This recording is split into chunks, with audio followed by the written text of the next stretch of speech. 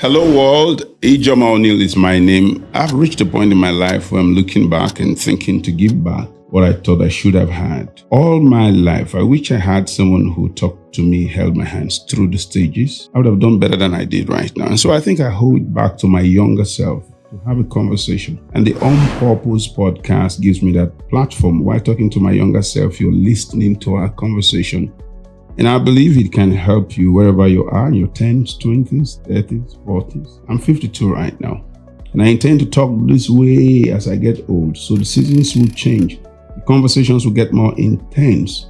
But I know that I've lived enough to give you certain nuggets that will help you in your life, building your faith, building your career, building a loving family, making you healthy, and also investing wisely. I hope that you follow us through this conversation on the Onpurpose podcast and it will be useful to you. God bless you. Yeah, let's talk about life and let's talk about love. People say if you knew better, you will do better. The thing about marriage is that everybody urges us to get into it, and once we're in, we're all by ourselves. I would dare say that 80% of people who got married stood before the pastor, repeated a few lines, said, I do. They had no clue what they did. They find themselves being schooled again in the marriage proper. Because for most of us, all we qualified for marriage was the age. We thought we were old enough to fulfill that societal obligation. And so we looked at the only beautiful part of marriage, those cute pictures with your spouse and 2 kids, beautiful kids. That's what the world sees. Behind those decorations and the flowers are the nitty-gritty, the tough work of building a home. One that will outlast you and raise responsible citizens both to the society and godly seeds as well. That's what I'd like to talk about here, because I make the bold claim that marriages succeed or fail before they start. And what I mean by that is that people are fundamentally set to make good of the institution called marriage, or they are fundamentally set to destroy themselves in it from the beginning. And many of them sincerely, innocent, don't know jack what they are doing. And so that's why I'd like to talk to us here about how to choose a spouse. When do you start building a successful marriage? Everything I share or teach on this podcast, they have the same undergirding principles. There's a podcast where I talked about building wealth. I could literally lift that approach and talk to you about building family, because the same thing is ultimately who you are before you got into the marriage. That is the foundation for a successful marriage. The same thing, who you are before you got into investment, that's the foundation for success in investment. So when do you start preparing for a successful family? Before you ever got married, before you ever said I do, who you are already is either an asset or a liability. And I tell people, when you make a choice, when you choose a wife or you choose a husband, it's a manifestation of your wisdom. I see by your choice what exactly you're thinking. So let's unbox these things and see what's inside.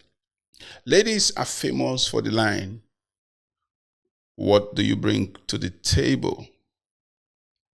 And even though it's become a very popular social colloquialism, it has a sense to it. Because if you understand that marriage as designed by God, and often when I talk about marriage, I don't know who's listening to me, so I feel the spiritual burden to define what I'm talking about. Because if you don't understand where I'm speaking from, you can just pick what I'm saying and apply it to your own concept and then misunderstand me. Marriage, by my definition, is from God. So whatever I'm talking to you about, my root is scriptures, please.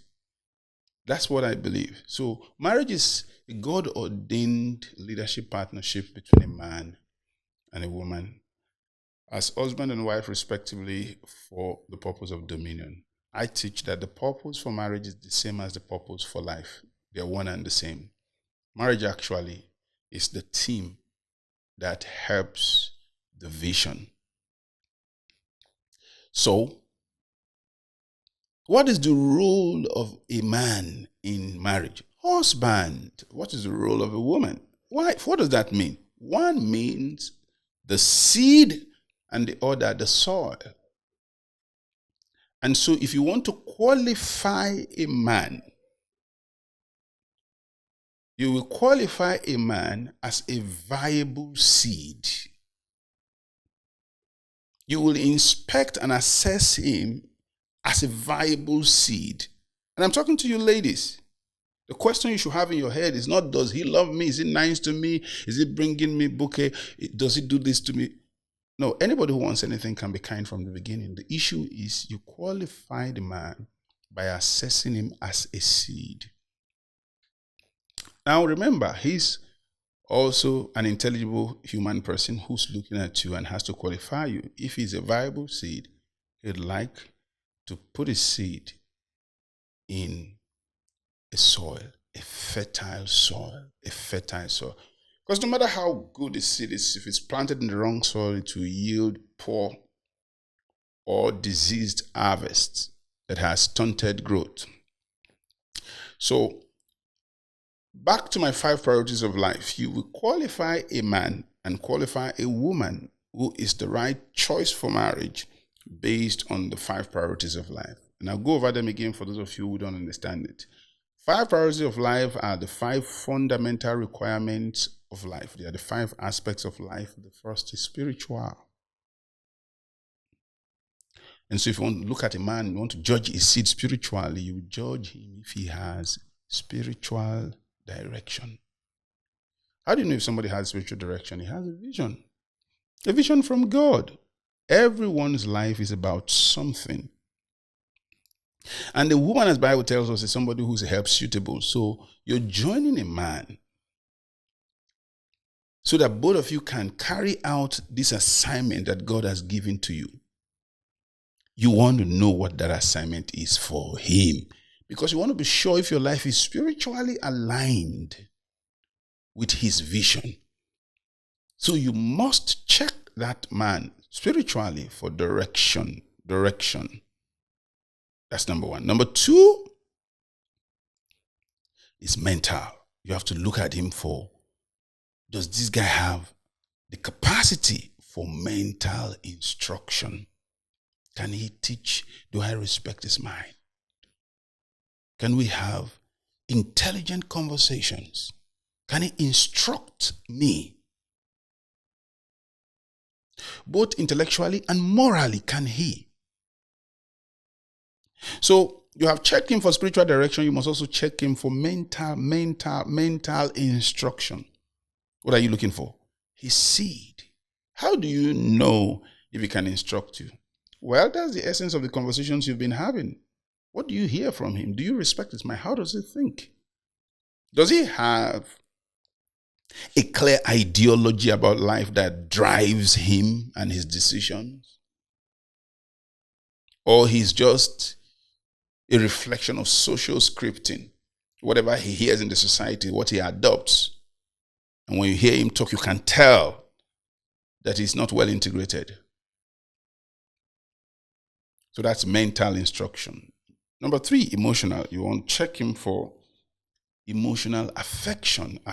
Does he have the capacity to be affectionate to people, and then to you particularly, because you're the one that he's coming to? Is he that kind of person? Or is he deformed, dysfunctional emotionally? Does he throw tantrums? Does he vacillate between highs of emotion and lows of depression? Is he that kind of person? Or is somebody who's stable emotionally, is able to receive love, is able to give love?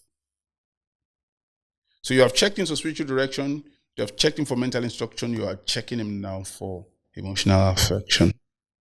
Number 4, which is physical, you check him for physical protection. You feel safe physically around him, or he is the one that is the aggressor. Someone who's supposed to ward off any form of aggression flips around and is the one throwing tantrums and raising his hand at you. And some foolish people call that love. That's no love. Say, oh, I was one who offended him. That's why I acted that way. It's not really like that. Such a nice person. Sorry, you're a fool. You are seeing clearly now what it will be more of when you get married. So you check for that. Can he protect you? Can he defend his family? Does he even have the attitude to be ticked when he finds or senses or smells any form of violation of his boundaries, his territory, and that is with his wife or his children or his brothers, the people he cares about? Does he stand up for them? And if he's going to marry you, you're going to be number 1 on that list. Physical protection. And the 5th one, which is very popular, is financial provision. Is he diligent with work, or is he a lazy person? Is he making excuses? Or he's doing the little he can? The Bible says, he that is faithful in small, in little, is. It's not going to is. You are seeing the attitude there. Do you need to ask him? Or does he feel responsible? It takes you out on a date. Is he gentlemanly? Does he cover the bill? Or he asks you to borrow him money, he'll pay back tomorrow. Are you not seeing what your marriage is going to be like from this little attitude? Someone say, can we not help each other? We have a responsibility. A man should husband. A woman should wife. There's no problem with helping. But you help somebody who's already doing something. That's why it's called help. It's called help because you're busy. If I have to carry you, that's no longer help. I'm leading you. So that's how you check the man for his seed. Now, let's flip it over. He's also looking at you. When you are checking him, if this man has spiritual direction or he has mental, it can lead, he has capacity for mental instruction or emotional affection or physical protection or financial provision, he's also looking at you. If he is all that, are you a multiplier of his seed? Are you a fertile soil? If I invest my spiritual direction in you, will it multiply? Do you have the capacity to go where my life is taking me? And I think that's the number 1 and most important question, because nothing divides married couple, separates them. That is, they are vibing on different frequency because they are not aligned in purpose. They can be married. They can be aligned in different other areas. And once this is miscued, there's a problem here. So the man must also be able to qualify this lady. Can she carry my seed? Can she receive and multiply my spiritual direction, the vision of my life? Does she have the humility to receive my mental instruction? If I ask her to sit and explain, oh, I need to talk about something, will she be listening to it? If I say this is not the right thing to do, is she somebody who has the attitude of following? Or someone who, by the way they behave, you can see, they've not said it, but you can see that they think you're not smart enough. 3, affection. Can she receive my love? And let me tell you something about this affection. There are people who are not capable of any form of correction, for example. You want to give them instruction, they are emotional about it. They can't receive your love because your love is balanced, frankly. There's some people who, they think that you are in a relationship with them or you are married to them to make them happy. No. That's not the case. So you look at this. Can this person receive my emotional affection? Also, is this person given to my protection physically?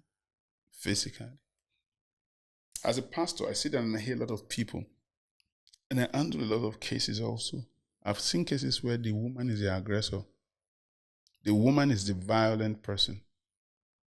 There are cases where a woman takes a man's devotion to God as a point of manipulation. So, oh, this man loves God, and so he's heard a lot of teaching. He will never raise his hand, and so I can assault him privately. And so she advances with courage to a man, the one who's built actually to protect you. A man is physically stronger than a woman, and it is supposed to be so because he's built for that job. He's built for the outside tough job. The woman is a homemaker. She nurtures. And ultimately, can she receive my financial provision? Or she expect beyond where I am? You know, there are women whose appetite for financial dependence or avarice, greed, is so much that they don't appreciate what you do where you are. The women who put pressure on their wives, or their husband, I should have said, who put pressure on their husband to live at a level that they are yet not financially. And that person is not appreciating where you are financially. So I'm not talking about the extreme of being lax and indolent, not working. I'm talking about you're productive, but yet this person is never satisfied because they are not a balanced individual. So here are the 5 things to look at in choosing. What does a man bring to the table? A man brings direction. A man brings instruction. A man brings affection. A man brings protection. And a man brings provision. If you find these 5 things in a man, you have a good man. What does a woman bring to the table? The woman brings the willingness, the attitude of receiving instruction, receiving direction, instruction, affection, protection, and provision. So who is a good man? The one who can lead you. And who is a good woman? The one who can follow you. Those are the basic questions to ask. Not love. Love can attract people to one another, but love doesn't keep people. It takes understanding for people to work together because the purpose of marriage is the same purpose for life. And this is a short one, but I hope it helps you. God bless you.